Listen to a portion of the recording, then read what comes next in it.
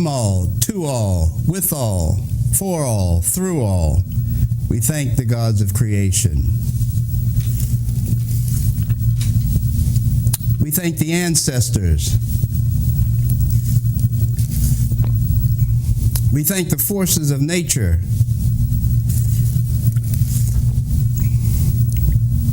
And we thank the earth.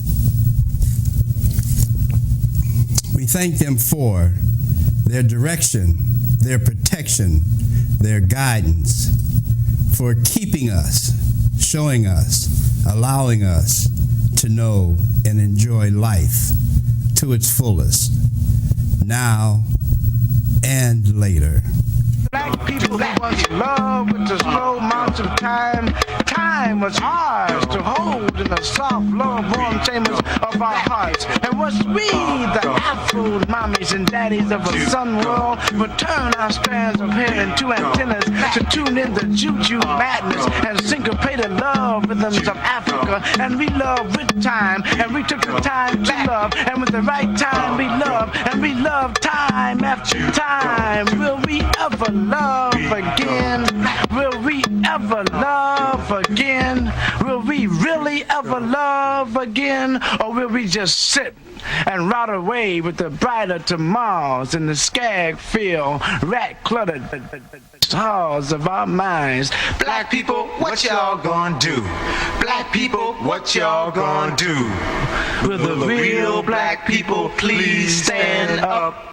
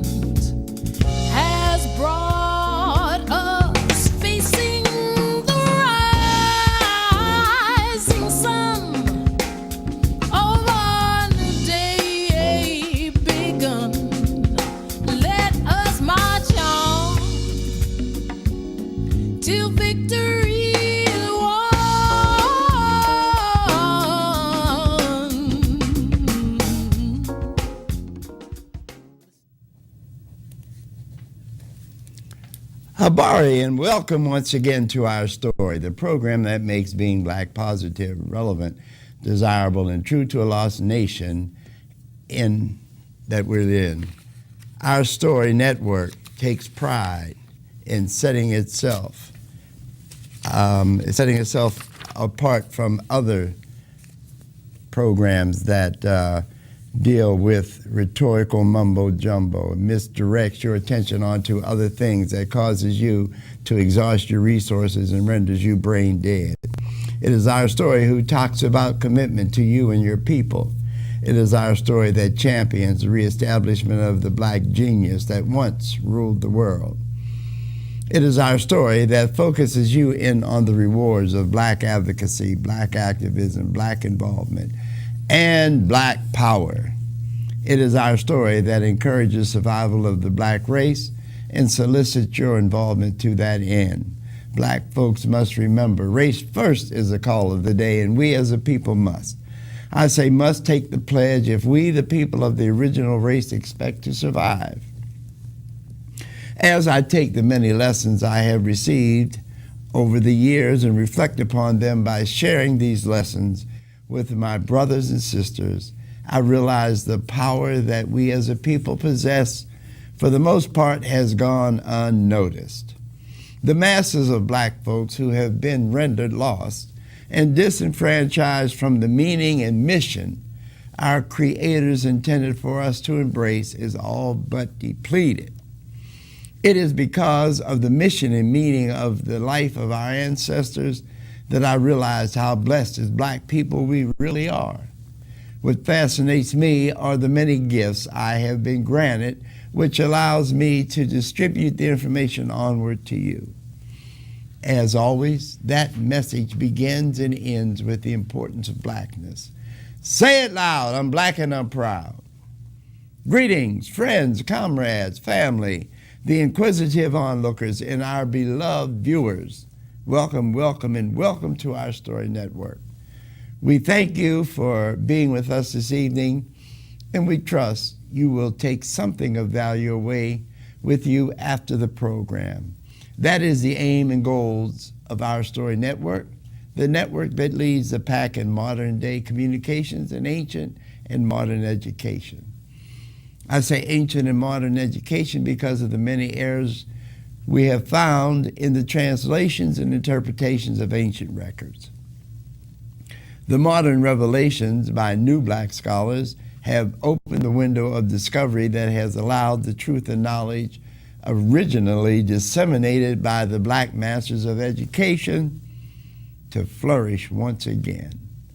This is one of the stumbling blocks that has kept black people from rebuilding their greatness and recapturing their birthright. Welcome back, viewers of our story. To make up for the hiccup last week, we have for you this evening a rare treat. Actually, the treat that we had for you has gotten caught in an emergency situation and won't be with us this evening. But we are going to share some of the things that we were scheduled to talk about this evening. Because of the time constraints, I am limiting my commentary to just a few words. Our youth are not getting the education they should be getting. Because of this, our children are falling behind the curve and ultimately become lost in space and time. It just so happens to become crystal clear this week while preparing for this show. I have the honor of having with us, we had regularly scheduled, a crusader who has proven time and time again, all power belongs to the people. Working more than 5 decades to change the conditions of the people, Malik Rahim takes us on a special tour of the history of our story.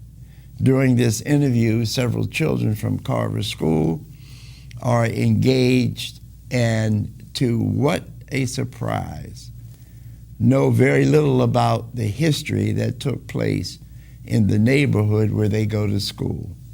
Before we get off onto the discussion of the children in the school system, allow me to cut to this very historical moment.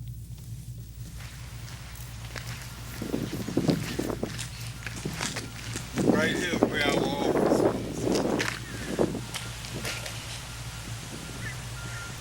And the Sons of Desire sign that's on it used to sit right there, and then a little bit past the tree was the house. And this is where we were. Over here was projects. And right here was used to be a street running straight here. And our office sit right here.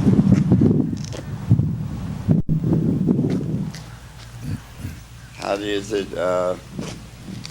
it make you feel coming over here and seeing the overgrowth? Well, one of the things I know, the last thing they want us to do is to know our history. That's right. They would rather see it laid up like this or as a house that somebody's living in and renting out. So there's nothing to document our history. This is us.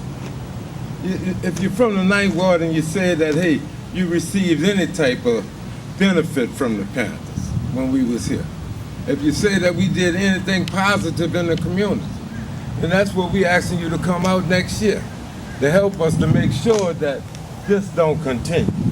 If nobody else want to do anything to us, because as you can see, it's an abandoned lot. I mean, you don't see nobody working on it. You're giving out abandoned lots to everybody else. Get this to the community and let us transform. Let us make it out another monument. Not only to the Panthers, but also to the Sons of Desire, and especially one in memory of Johnny Jackson. Yeah, yeah. You know? I mean, this is the ideal place to put it up because it's our history. You know, our story. It ain't nobody else's story. That's right. You dig? And if we don't tell it, how it's gonna be told? You know? We have to do it. When the police came in, listen, that night, the 14th of September, like I keep telling you, I'm a spiritual person. I'm not a religious person. I'm very spiritual. That night, September the 14th, when Israel Fields and Melvin Howard was exposed as being agents,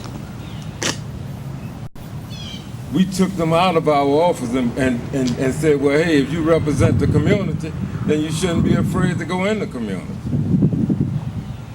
So when they ran out of our office, they ran down to the next block where a black grocery store owner gave the police permission to use the apartment on top of his grocery store as a satellite police station. That's how Kenneth was killed. Now, he wasn't a member of the party. He was just a brother out of the community. Because, see, they knew by the time of the shootout, we had so many people out for our community meetings, we couldn't hold it no longer in the building. We would stand up on the second floor and speak down to the people down here. Because from that corner where you got your car, all the way to the next corner with that pole there,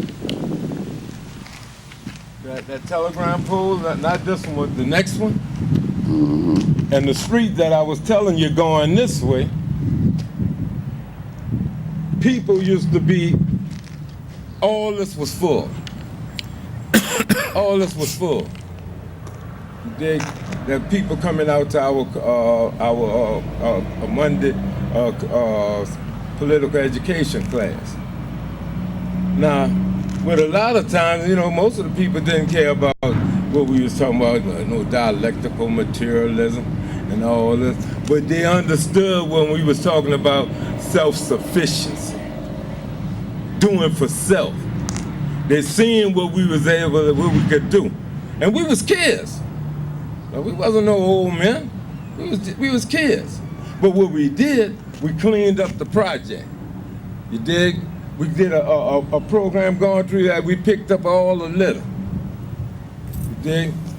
We ended the crime to the degree that the crime had dropped so where at one time to walk through the Desire Project at night, the only thing you seeing out there was criminals. You dig? But when we got up in here, next thing you know it, and this would happen in 3 months, it became so safe that all the way you could walk through here, you seen people out at night sitting out talking, meeting their neighbors and celebrating. Our pest control program, they understood what we was doing when we took building by building and start cleaning them up. That's the reason why the brothers supported us. You think they didn't know nothing about dialectical materialism, but they knew what they could see, what they could feel, what they could taste. You dig? What they could hear. They're seeing this right up in here. And so in the day that the police came, like at that night, well, they had already had plans ever since McKitton gave them the order to to slap us right between the eyes. They was already planning for the shootout. They was just looking for the right moment to do it. And by them police being exposed, that gave them the reason. That night, after they was exposed, the police started taking shots at us to keep us in our office. You can see the bridge right up here. Yeah.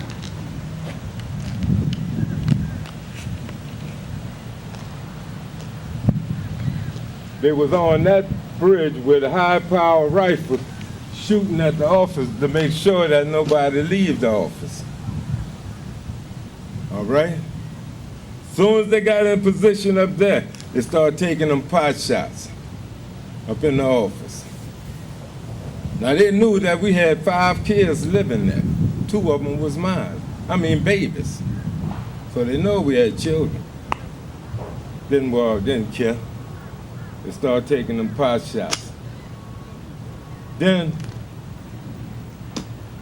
the next thing they did was that morning, they all got into their position. Right there at Higgins was a canal. You dig?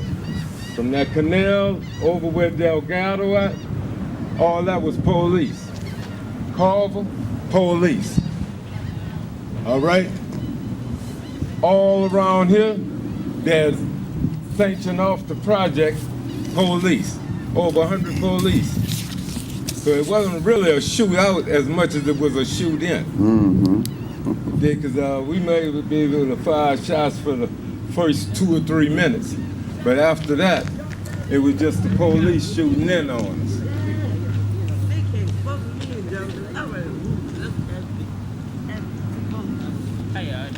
All right, How you doing? 2 of them are Mexican. He's one of them. All right. What school y'all go to, bro? Huh? Carver. Carver? Did any of y'all know the history of what happened right here? Y'all didn't know it was the Panthers was right here, eh? The what? The Black Panther. Any of y'all heard of the Black Panther? Huh? No. I know y'all are seeing the movie. The movie, yeah. No, I'm talking about the original Black Panther Party. Oh, it was a party? Yeah, it was a political party. Our office was right They here. dance? This is where the shootout happened between the Panthers and the police. All the people, the black men. Huh? No, they not the Panthers, they people though, right? Yeah. Yeah, I know And what they you're had to talking shoot about. out with the people. You talking about the Police. Black Panthers that went against KKK and all that? Well, in a sense, yeah. Yeah, I know what you're talking about. Mhm. Yeah, I know. I don't want to hear no more about it. I know enough as it is. Right here. That's sad, man. After that morning when the police got in that night, a lady that used to live right here in the project on the 2nd floor. She came over to the building, said a prayer, put a prayer cloth on the building, and said, if anything happened to y'all, if anybody in here pray, ain't nothing gonna happen to y'all. We all thought that we had agreed that those who was gonna stay in the office was gonna commit what we call revolutionary suicide. So we had said, this is what we're gonna do. We're gonna die together, but we're gonna stand up for our rights, you dig?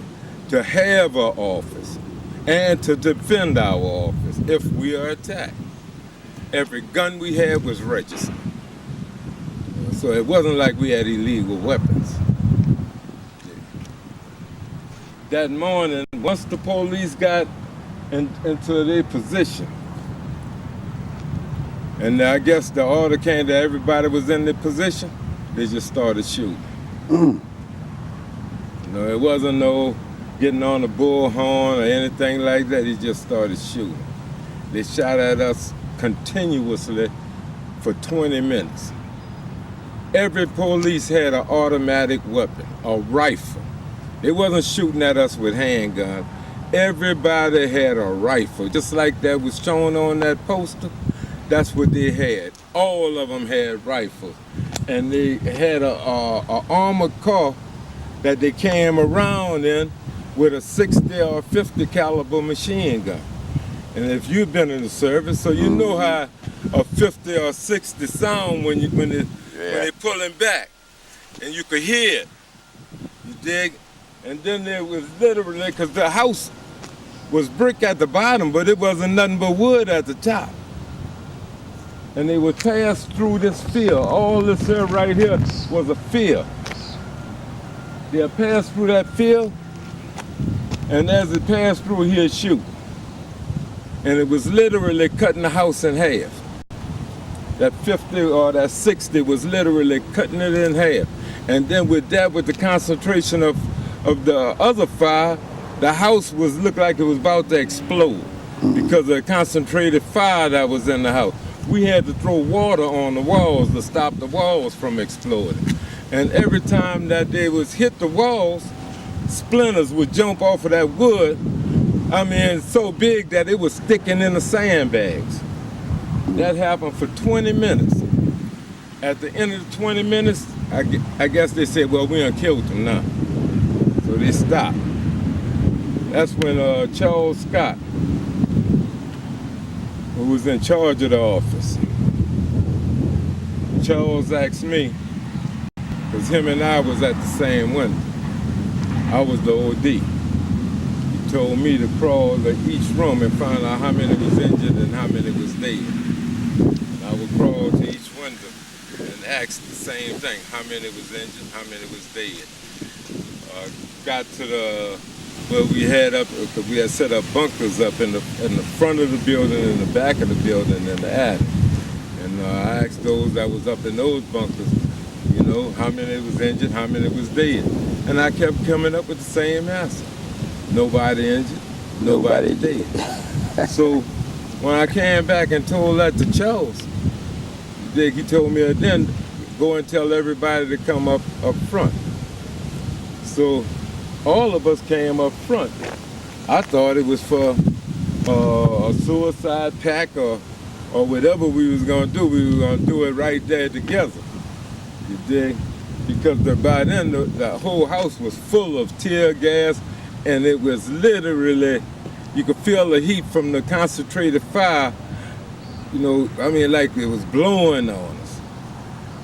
So when we got there, that's when Charles said, well, now it's time for us to take it to the next step. And the next step is that we're going to take it out, we're going to leave out here, and we're going to take it to the court.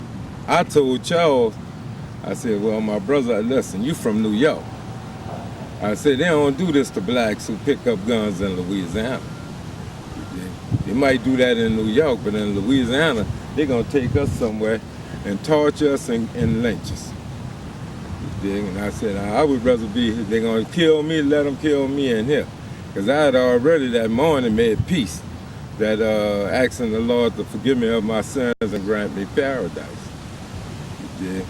So with that, you dig, I said, well, I would rather die here in the community and in our building than let them take me somewhere and do whatever they want with us. And he said, well, listen, whatever they do, they're gonna do it. But this is what we gonna do.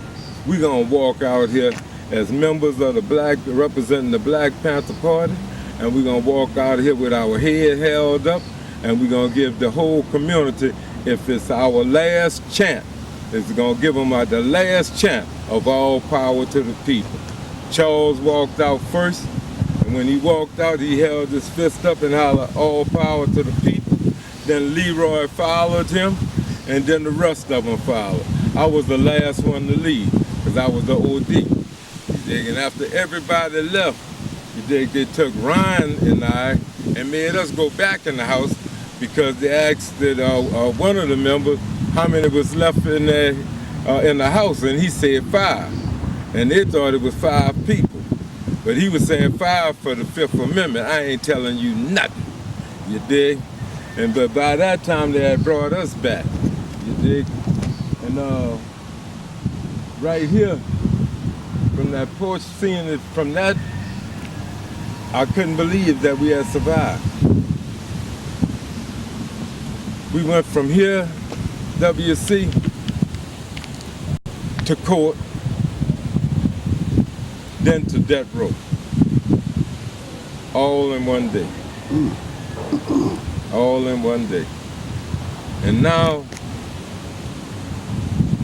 as we sitting there doing this interview, 49 years ago today was when we first came into the Ninth Ward. In May of 2000. That was Brother Malik Rahim reliving the saga of the Black Panther Party office, headquarters in Desire in the Ninth Ward. I'm going to tell you, in watching and listening, Brother Malik, I got a sense of some things that probably would have never gotten had I not been with this brother reliving the story that he was telling.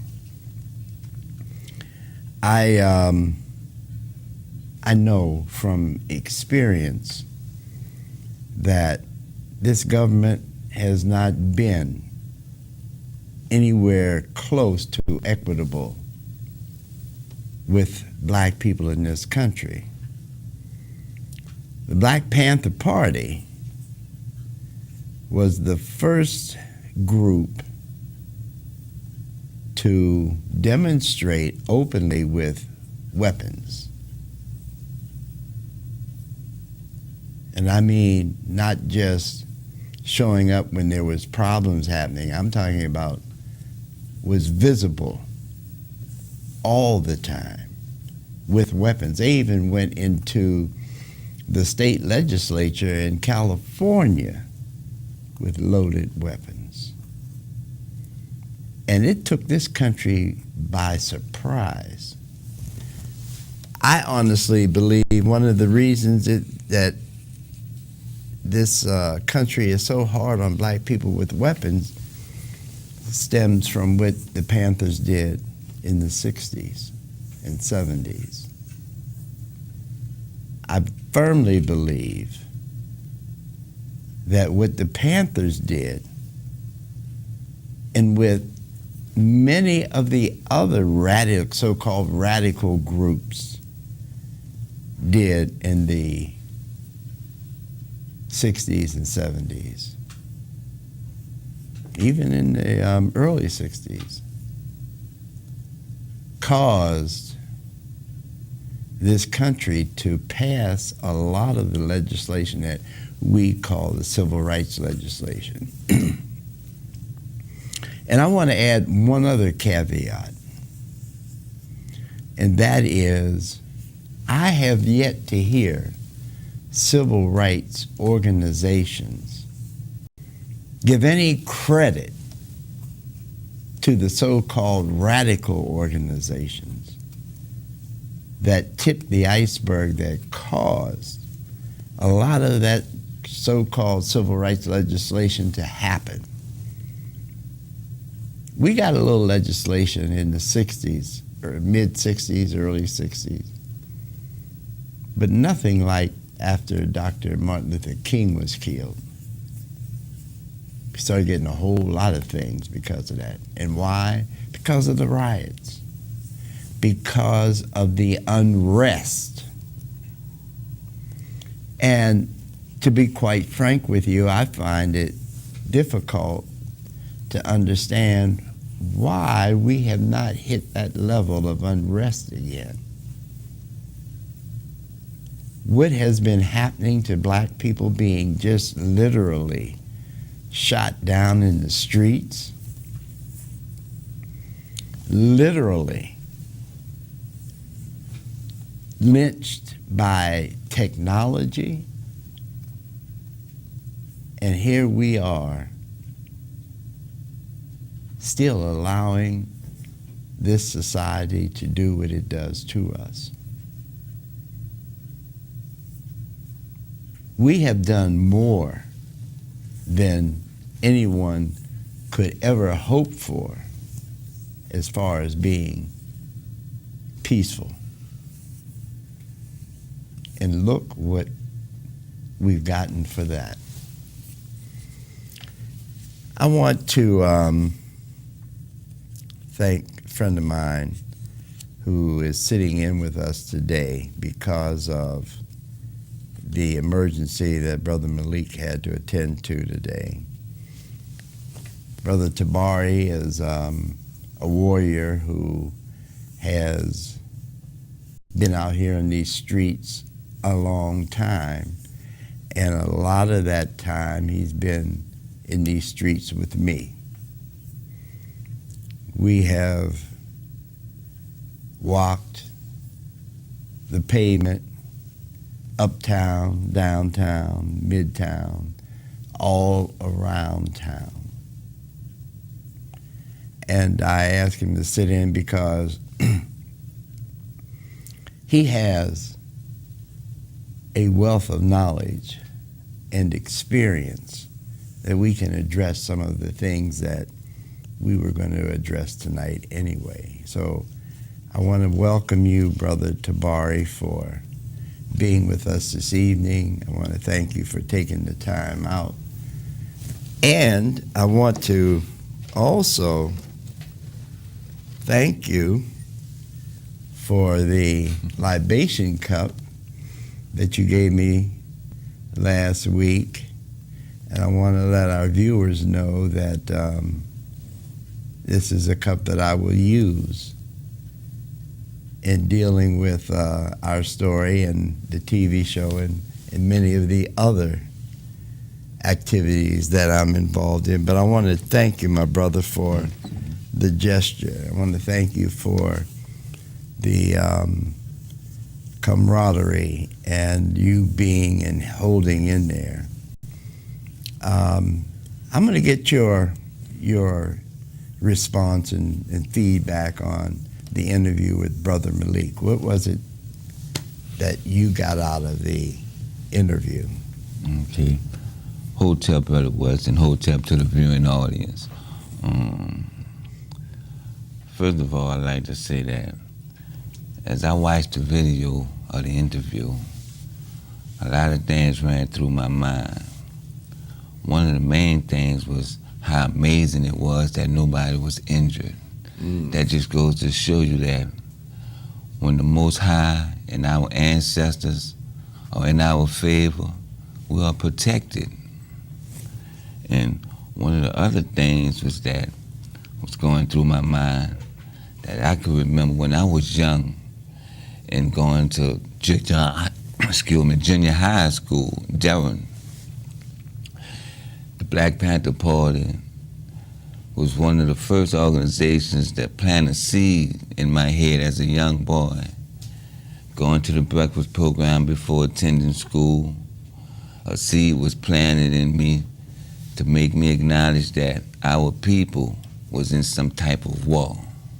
I didn't fully understand it at the time, but as I began to get older and grow into knowledge and understanding, I realized that it was meant for me to be there and to go have breakfast there and to have that seed planted in my head and to water that seed throughout my life. Although a lot of times I didn't water it the way it's supposed to have been watered, but through it all, it planted a seed and it left a lasting effect on my life. Now, another thing that struck me in the interview was our young people response to it. The nonchalant and the attitude. And I blame that on the public school system. They say they go to Culver, and it's obvious that Culver is not doing a good job in teaching them about our history, particularly here in New Orleans, particularly here right there in the vicinity that happened. Seemed like that should have been on the top of the agenda. But it's amazing. And I commend Brother Malik for going through whatever he had to go through and still be able to stand tall and talk positive about the struggle of black people. Excuse me for cutting you off, my brother, and we're going to get back to that. I just received some news that was just delivered to me, and I wanted to let our audience know exactly what's happening. There was a NAACP meeting held this evening. It's just breaking up. The state president from Baton Rouge is leading the meeting and has been for some time because of the level 2 administrative hold that they've had on this branch for some time. This evening, I've received the information that Gloria Johnson, the president who had been president for the last 2.5 years, is no longer a member of the New Orleans branch NAACP, which means she is no longer the president of the New Orleans branch NAACP. If you know anything about the NAACP, you know that you have to be a member in order to hold office. Once they take the membership away from you, then whatever office you held, you lose that immediately. So I'll get more information and have it for you next week, but I just wanted to give you some breaking news, and that is Gloria Johnson has been effectively removed as president of the New Orleans branch of the NAACP. Sorry to cut you off, my brother. I just wanted to share that with our listeners. But continue, please. Back to the Panthers. One of the things in my observation and opinion that the Panthers did is that it restored black manhood to black people. You know, it restored their manhood by them standing up to the police, filing them in their police watchdog activity, filing them with their guns and everything. It gave black people courage that they didn't have before the Panthers came on the scene. Now, during that time, we had the Nation of Islam, and they was doing what they did, but they didn't openly carry guns. Right. They didn't really confront the authorities the way the Panthers did. And in my opinion, it restored manhood, black manhood, back to black people who were suffering. I agree with you, my brother. I agree with you wholeheartedly that there was a link missing in our community, and that was the manhood link. Mm-hmm. And along with the Nation of Islam, the Black Panther Party, the Republic of New Africa, and other organizations, we were able to find our manhood once again. And it gave us a real reason and sense of living. Now, you mentioned something early on, and I wanted to go back to that to encapsulate it, because you were saying that the school system is not doing a job, and actually it's a shame to have to realize and understand, but our school system has never aided or assisted black people in anything other than being made into puppets, made into people that would be safe Negroes. So that's why our history is not told. I was kind of surprised. And the first thing I realized is when he said about the Black Panthers, the children seemed to be going into the movie, the Black Panther movie, which I thought was a distraction when the movie came out. Be honest with you, when they started publicizing the movie even before it was released, first thing in my mind, I envisioned, well, they're going to tell the story of the Black Panther Party. My son had to say, no, I don't think that's what it is.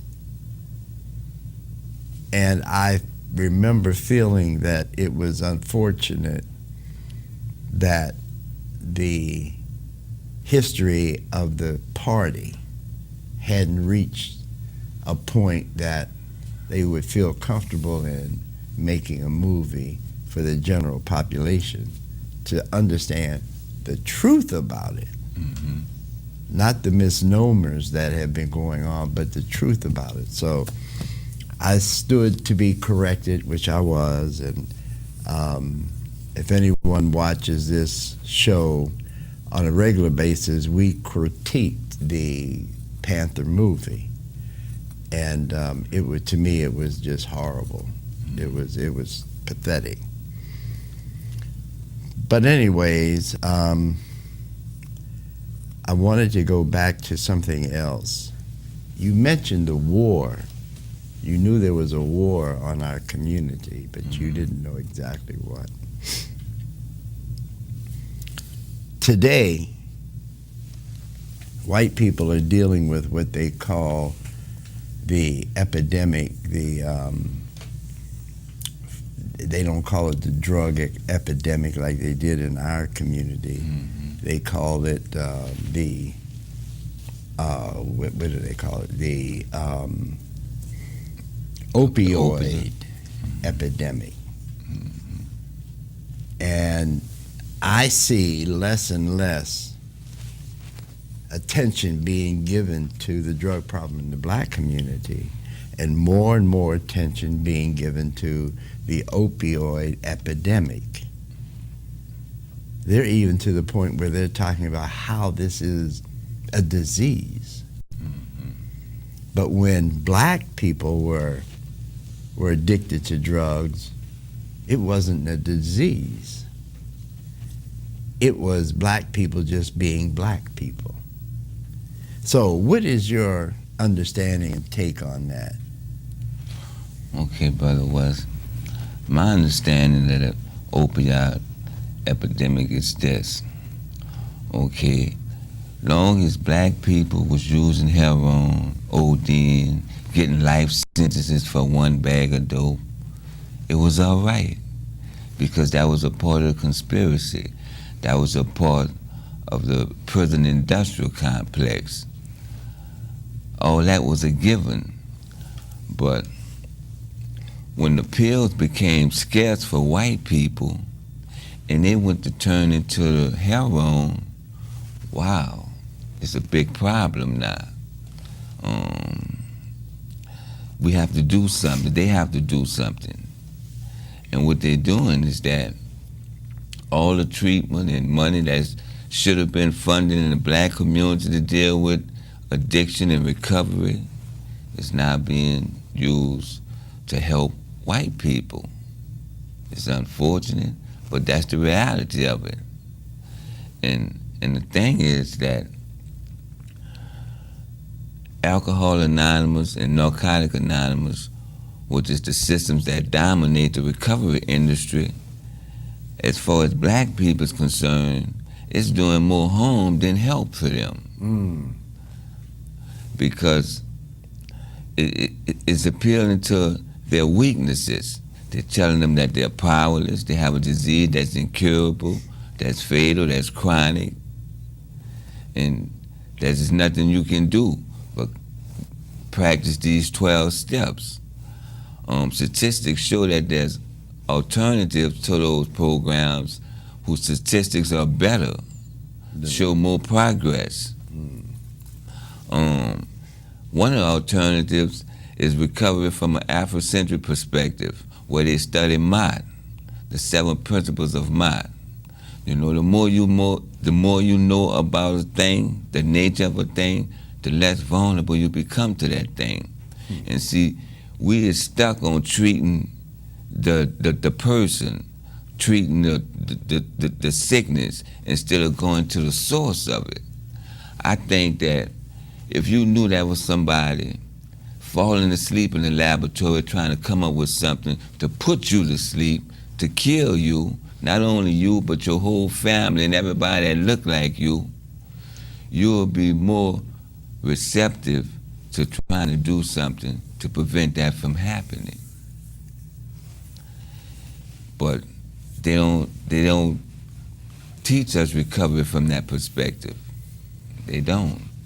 And like even the criminal justice system, if somebody 15, 16 years old get arrested for a bag of marijuana or something, they sending them to a 12-step treatment program to where they're being told that they are an addict. They have a disease that's incurable. With that type of information, misinformation for the rest of your life, where you think you're going with that for the rest of your life if you don't get some proper knowledge? Going straight downhill. Yeah. Excuse me. Straight downhill. You want to give it on the air? You want to give it on the air?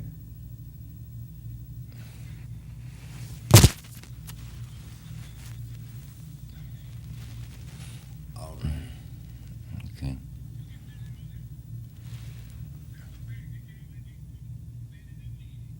All right. Appreciate it. Thank you. Bye now.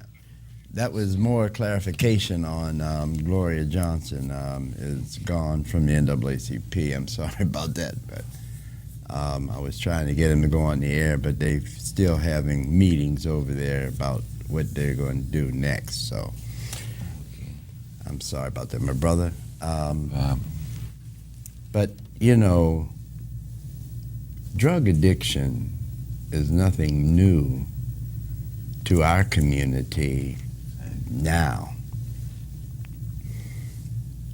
I remember when I was growing up, I was a child, there were some cases of drug addiction, but the majority of the folks really didn't, unless they got real bad.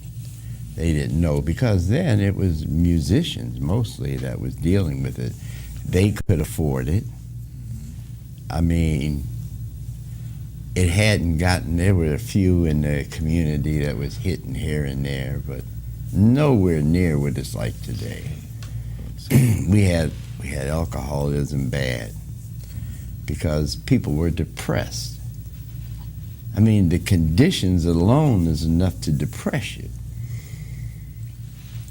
We never talk about, and we never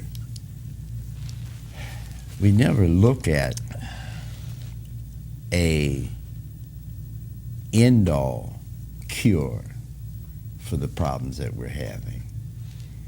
We never address that. And I believe, and I always accuse the black educated for that. And the reason I say it is because as a child, I grew up understanding that blacks who were able to get an education were committed to educating blacks who had not been educated. They were supposed to be the leadership of our community, meaning they were supposed to have the best interest of the black community at heart. So obviously that wasn't the case, and it hasn't happened, and we're still looking for that today. So, you know, there's I guess one thing else that I can mention, because we just finished an election this past week, weekend, there was one proposition on the ballot, nothing else on the ballot but one proposition. That was to re-tax ourselves. Okay? Let me say this to our good voting constituency in New Orleans. They talk about people that don't vote. What about the people that vote incorrectly? And what do I mean about incorrectly? 18, 19 years ago, people in New Orleans voted to tax themselves for Nord, City Park, and a couple other. We were told then that this was a tax that was temporary.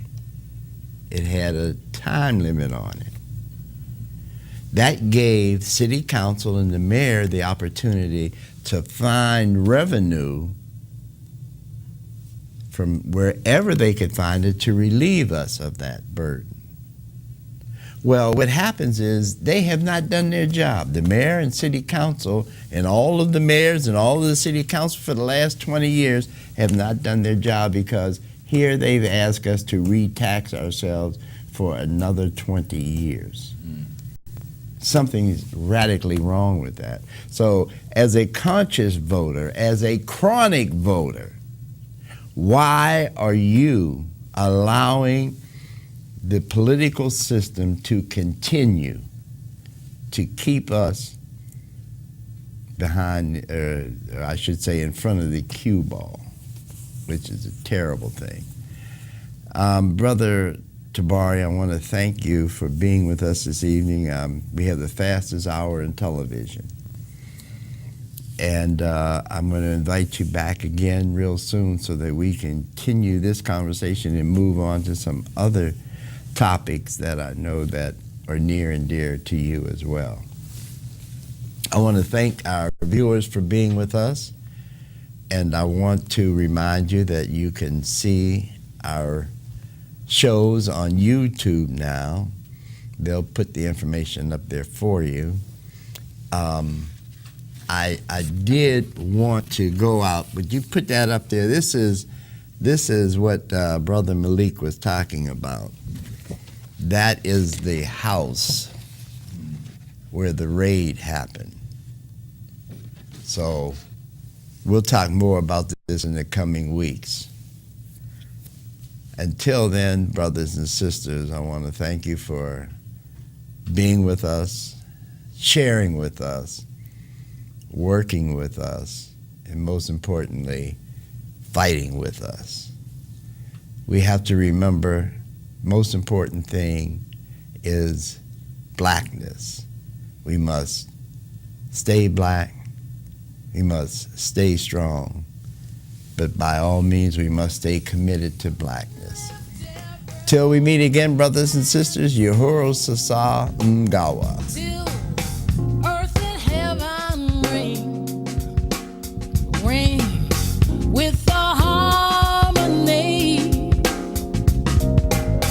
of liberty. Let our rejoicing rise high as the listening skies. Let it resound loud as the rolling sea.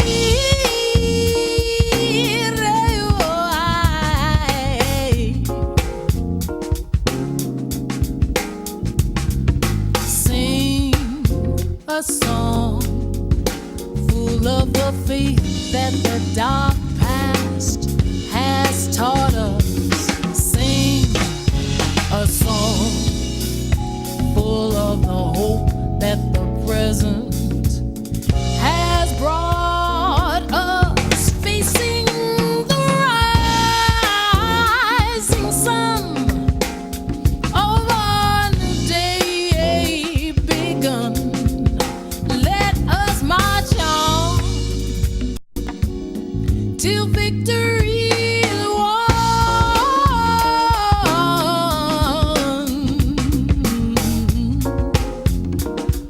listen to me now. Yo, before Dr. Dre, there was Dr. James, welding cords around a copper frame. We sing songs, not for the accolades, to lift voices like a helicopter blade. High in the listening skies, my eyes glisten and tears drop down like rain. Not from the pain, from the joy of how far we came. My brainstorms are designed to celebrate our reign.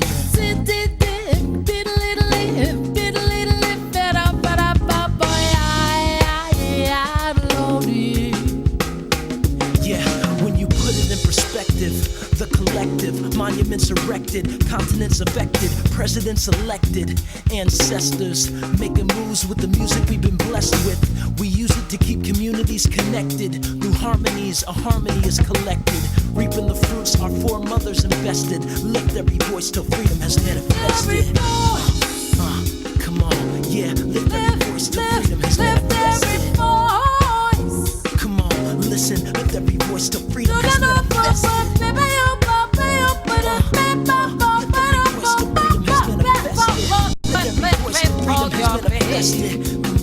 Come on.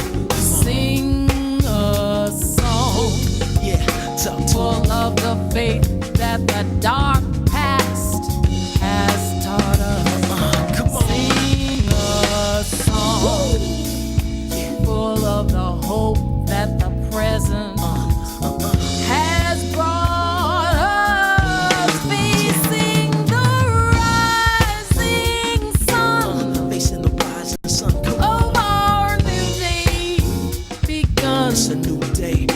Let us march on Yeah. till victory is Yeah, until victory is won,